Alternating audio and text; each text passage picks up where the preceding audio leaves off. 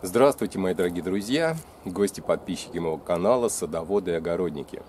В этом видео я вам расскажу про уход за крыжовником. Сейчас середина лета, нахожусь я в Московской области. Крыжовник у меня созрел. Ранние сорта мы уже собрали, а вот сорта со средним сроком созревания и поздние мы только начали собирать. В этом году у нас была не очень хорошая погода. В мае у нас были заморозки, достаточно сильные, до минус 3 градусов. В некоторых районах Московской области морозы доходили по ночам и до более низких температур, минус 5 и минус 7 градусов. И многие, конечно, ягодные культуры, а в первую очередь виноград, ежевика, пострадали от таких неблагоприятных явлений. Ну а вот крыжовник благополучно, точнее, перенес вот эти все погодные невзгоды. И я вам поближе, конечно, покажу, вот насколько хорошо он завязался в этом году. Вот смотрите, какие крупные ягодки у него. Поближе вам потом веточки покажу. Я сейчас их собираю. Собираю я их сразу в заморозку. Вот в такие пакетики специальные для заморозки. И крыжовник свой я перед укладкой в морозильную камеру не мою, потому что уверен, что он чистый. У нас идут дожди, и он у меня ничем не обработанный. В этом большой плюс крыжовника, конечно, потому что многие спрашивают, вот какую ягоду посадить, особенно начинающие дачники, которые только осваивают садовые участки.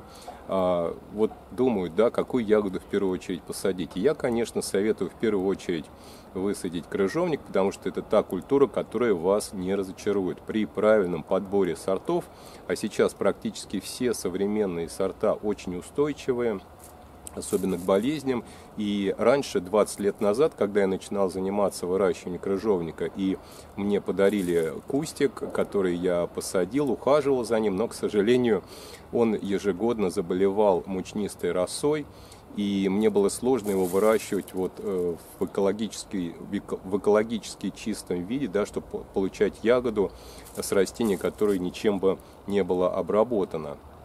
Появились, конечно, и вредители, а на крыжовнике может поражаться он тлей, может поражаться паутинным клещом иногда, но вот в моих условиях чаще всего поражается гусеницами, зелеными гусеницами. Об этом я снимал уже как-то отдельное видео, показывал. С ними приходится бороться, но одна обработка мягкими средствами биологическими, да, вот есть такие специальные инсектициды, которые борются с вредителями, при этом ягоду можно собирать буквально через несколько дней, то есть короткий срок ожидания.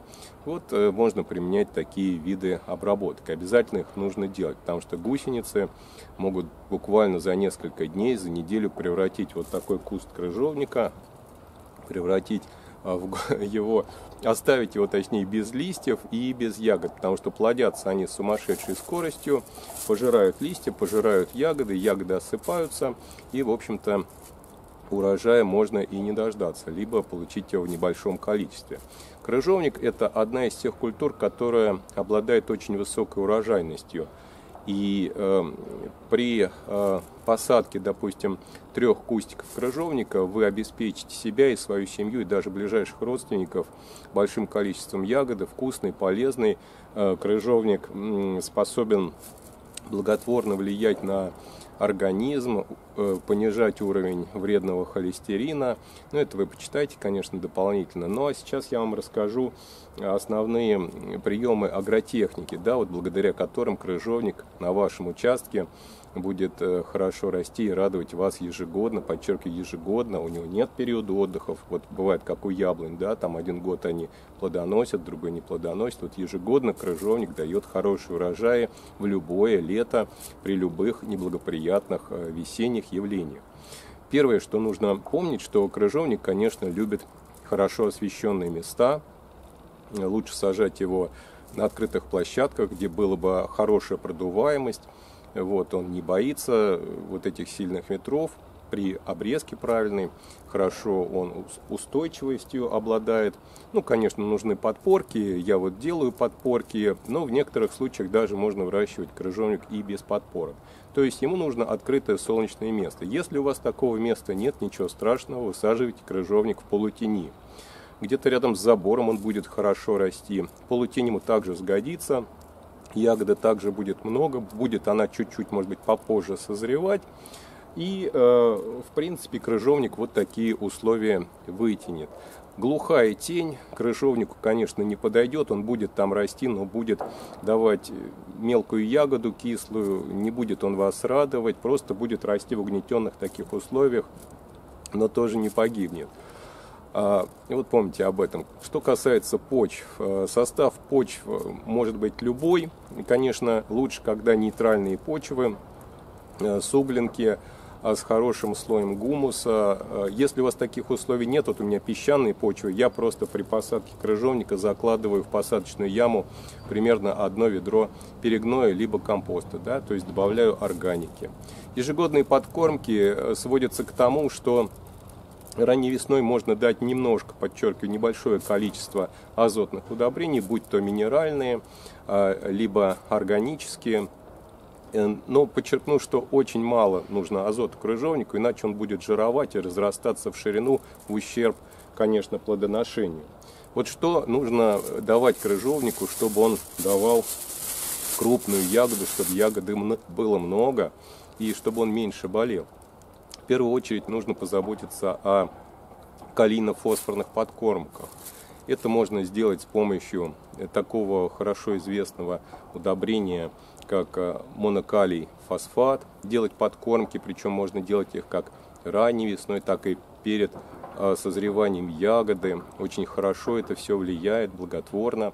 Если у вас нет возможности купить минеральное удобрение, вот как монокалий фосфат, то можно, конечно, использовать и настой золы, подкормку настоем золы. Крыжовник очень любит. Кстати, золу можно купить также и в садовых магазинах, в интернете заказать.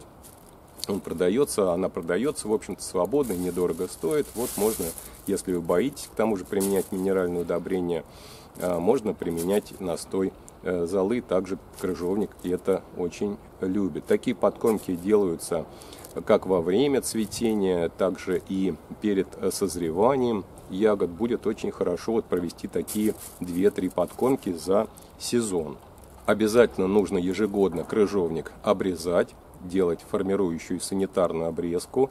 Без этой процедуры он разрастется, превратится в огромные заросшие кусты, начнет подхватывать заболевания, мучнистую росу, да, потому что проветриваемость будет плохая. Поэтому обязательно делайте обрезку. Об обрезке у меня есть отдельное видео, обязательно их посмотрите. Это несложно, когда проводить обрезку. Обрезка проводится поздней осенью. Как вариант, это примерно в наших условиях октябрь-ноябрь в Московской области. В других регионах может как-то смещаться. Но главное, это вот когда ударили первые морозцы осенние, листики начинают желтеть. Да, вот в этот период можно начинать обрезку крыжовника, так как ростовые процессы останавливаются и растение хорошо переносит такую обрезку перед зимой. Ранней весной обрезка крыжовника производится в сроки, которые более узкие. Крыжовник рано вступает в вегетацию, почки раскрываются буквально как только сходит снег, поэтому нужно проводить обрезку вот в такой короткий промежуток времени, когда уже начинает сходить снег, но при этом еще почки на крыжовнике не раскрылись, не лопнули и не развернулись листики. Вот в этот период до распускания листьев, до раскрывания почек проводится обрезка на крыжовнике. Поэтому я стараюсь проводить обрезку крыжовника все-таки осенью, потому что период гораздо дольше и весной много дел, а вот осенью крыжовник обрезать очень даже хорошо. Все это постепенно, без спешки делается. Обрезка несложная, посмотрите видео. Главное иметь хорошие перчатки, такие, чтобы не поколоться, да, и хороший секатор. Раз уж я упомянул колючки, шипы на крыжовнике, то сейчас есть много сортов селекционерами разработаны сорта, которые имеют либо мало колючек, либо практически полностью свободные побеги от шипов, да, и выращивать их, конечно, приятно, и собирать приятно, но по моим наблюдениям, все-таки самая вкусная ягода на крыжовнике на тех сортах, которые имеют побеги, на которых есть колючки и шипы. Поэтому собирать нужно аккуратно, собирать нужно без спешки крыжовник. Сейчас я вам покажу, как я его собираю так, чтобы не сильно повредить руки. Вот видите, я без перчаток собираю крыжовник. И чтобы вот не слишком кололись шипы на крыжовнике, дам еще вот такой вам полезный совет. Перед тем, как собирать крыжовник, допустим, накануне, да, сбора, его нужно хорошо полить. Либо вот у нас вчера прошел очень сильный ливень, почва увлажненная, и вот в этот момент, несколько дней после хорошего дождя или сильного полива такого обильного, шипы на крыжовнике немножко размягчаются, они не так колят руки. Когда стоит жара и долго нет полива, шипы становятся очень острыми, такие одревесневают, и поэтому собирать, конечно, сложнее. Поэтому вот такой вам даю совет: полить крыжовник перед сбором. Что касается обработок, еще вам скажу пару слов. Обработки крыжовника проводятся в весенний период, также после сбора ягод можно провести обработки от вредителей и от болезней.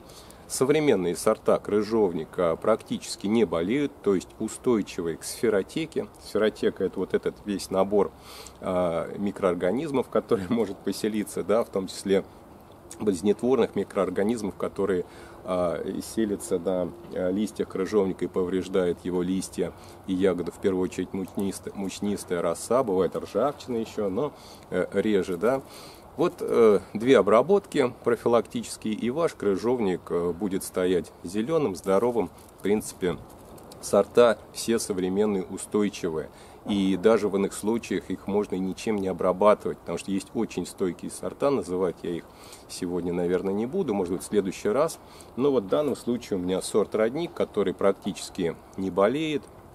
Рядом у меня есть еще сорт уральский виноград, его в кадре не видно, это очень вкусный сорт крыжовника, ягода напоминает вкус винограда, из него можно делать прекрасный компот и настойку. И вообще из крыжовника можно делать большое количество заготовок, ягоды очень полезные, компоты, варенья, настойки, вина, все это можно делать из крыжовника. А самое главное, его легко выращивать, и он дарит большое количество ягоды при минимальном уходе.